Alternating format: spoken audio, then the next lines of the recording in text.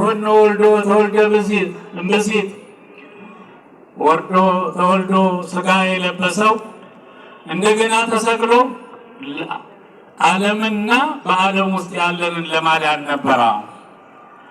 ስለዚህ መጋቢት 27 ቀን እንግዲህ ለ5 ሰዓታት ያክል በዕፀ መስቀል ተሰቅሎ የቆየባት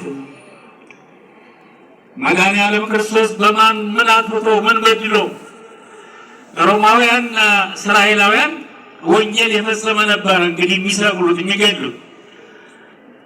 መድኃኔዓለም ክርስቶስ ግን ንጹሐ ባሕርይ ነው።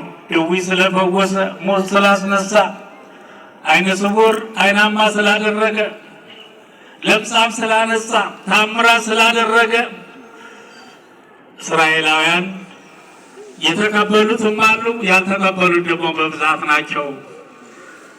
ስለዚህ በዕፀ መስቀል ተሰቅሎ ፍቅሩን ገለጸልን። እኛ ፍቅር ስንገልጽ ለባልንጀራችን ለወገናችን ሕይወት አይደለም የምንሰጠው ቁሳዊ ነገር ነው። እሱ ግን ፍቅሩን ሰጠን፣ እሱ ግን ሕይወቱን ሰጠን።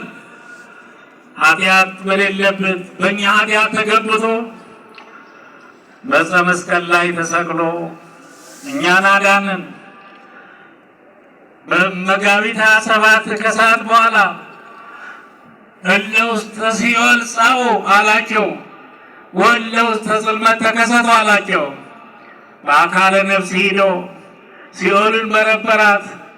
ሲኦሉን ያሉትን ወጡ ተባሉት። 5500 ዘመን ተዘጋ የነበረች ገነትም ተከፈተች። እንግዲህ ሙታን ተነሱ። ቅድም እንደ ሊቃውንት እንዳሉት አዎ 7 ተአምራት ተደረጉ ይላል በዕፀ መስቀል ላይ ያለ።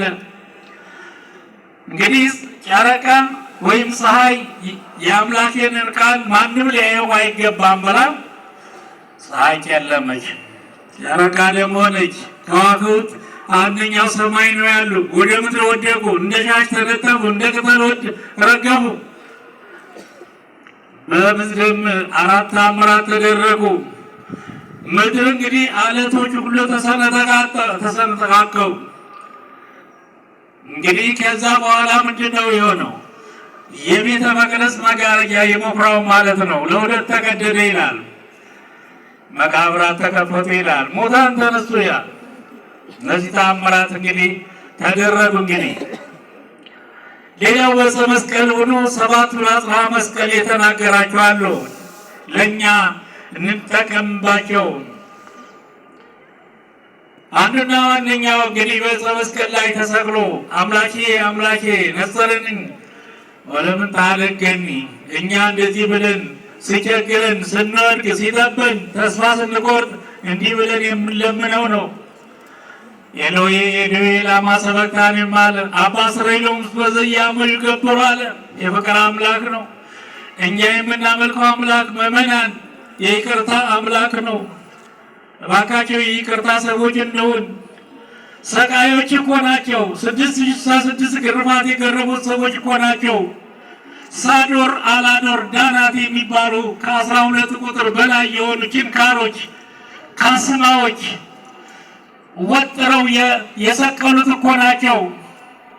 አዎ 13 ሕማማተ መስቀል የተሰቀለ አምላካችን ክብር ምስጋና ይግባው። ግን ይቅር በላቸው አለ። መምህራችን ነው፣ መሪያችን ነው፣ ተከተል አለቃ ነው። የምናመልከው አምላክ የይቅርታ አምላክ ነው። ወገኖቼ ቂመኞች በቀለኞች አንሁን። እስመ ዘያነብር ቂመ ውስተ ልቡ ኢይክብር ጸሎቱ ቅድመ እግዚአብሔር ይላል። አዎ የጸሎት የቂመኛ የበቀለኛ ጸሎት፣ ጾም፣ ምጽዋት ዋጋ የለውም፣ ከንቱ ነው፣ አይወድም እግዚአብሔር። ጸሎቱ ለመስተቀየም ከመዘር ዘወድቀው ሳስዋክ ቂም በቀልን አስወግደን ነው መጸለይ ያለብን። ስለዚህ የይቅርታ አምላክ ነው የምናመልከው አምላክ። ይቅር በላቸው አለ። ሰማዕቱ ቅዱስ እስጢፋኖስም በሐዋርያት ሥራ ምዕራፍ 7 ቁጥር 59 ይህንን ቃል ደገመው። ተንበርክኮ ነው እሱ ደግሞ በድንጋይ እየቀጠቀጡ የገደሉት ሰዎች ምን አላቸው? ተንበርክኮ ጸለየላቸው።